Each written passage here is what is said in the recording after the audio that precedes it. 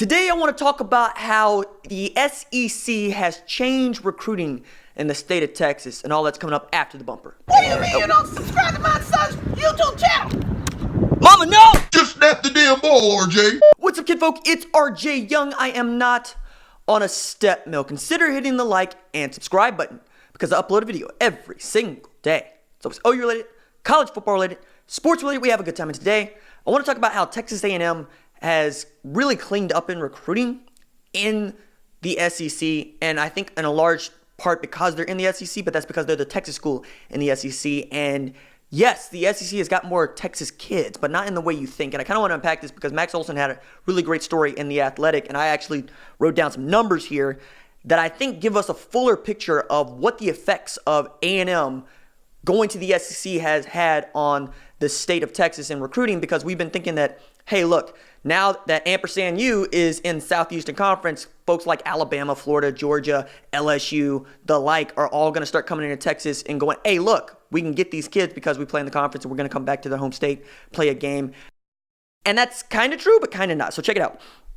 From 2008 to 2012, there were 246 blue chips in Texas.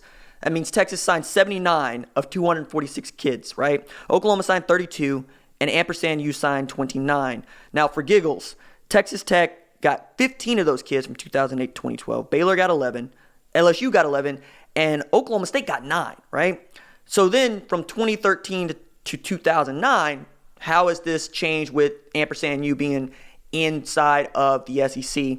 And we've getting into some coaching turnover and how bad Ampersand U was, but follow me here. There were more, right? Almost 100 more, 327 blue chip kids. And when I say blue chip, I mean 4-star and 5-star kiddos, according to 247 Composite in Texas.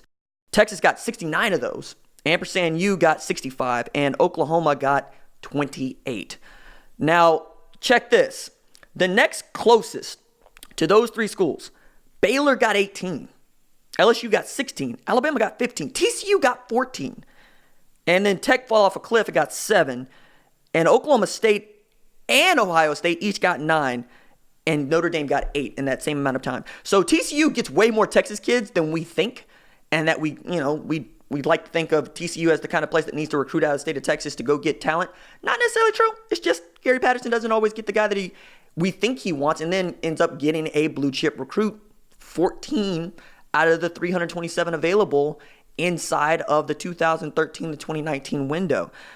It also kind of sheds light on how the kiddos view the SEC. Turns out these children want to play in the SEC, but they would love to do it in the state of Texas, and Ampersand U is capitalizing on that because we've seen their recruiting pick up tremendously. I mean, we're talking about going from, 29 to 65? That's more than double the amount of recruits that you were able to get just from moving from the Big 12 to the Southeastern Conference. Now, Mike Sherman also went 25 and 25 in that 2008 to 2012 window. And Kevin Sumlin had Johnny Manziel and Cliff Kingsbury as his offensive coordinator. And then we got Jimbo Fisher coming in there doing what he's doing. Plus, Ampersand U threw $483 million into stadium renovations because they wanted people to piss in their pants when they walked during the Kyle Field. I understand that. I get that. That's all well and good.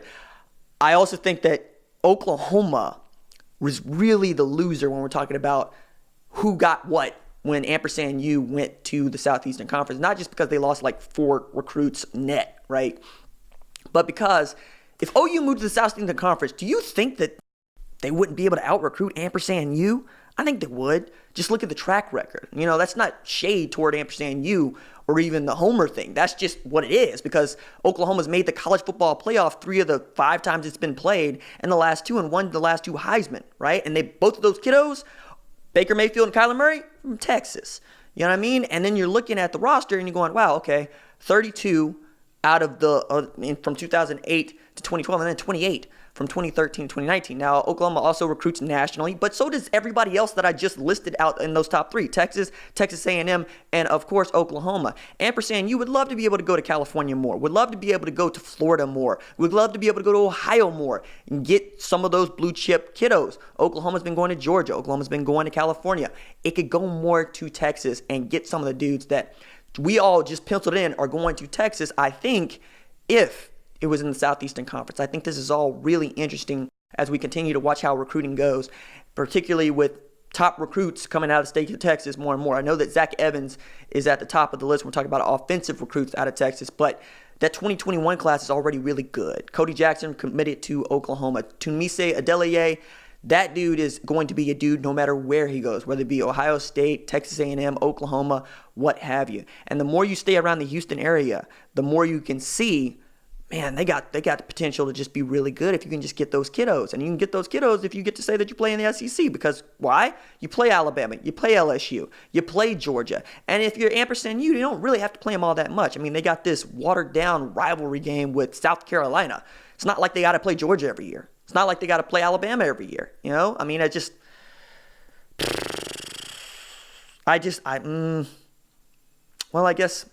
you look at the schedule and they do have to play Alabama every year. Well, I'd love to play Alabama every year. That's a game that I could really recruit to. Would be able to get all kinds of officials on, which I think Ampersand U, they get to do. If you got LSU on the schedule like they did last year, you get kids to come every time you got that home game. Yep. The more I look at this, the more I think if there's ever realignment again, Oklahoma just needs to fold this conference because everything is going to the Southeast. They have more people in the Southeast. They're more football crazy in the Southeast. Southeastern Conference has decided we're going to be football in a way that the Big 12 just simply has not. All right, that is it for me. Deuces.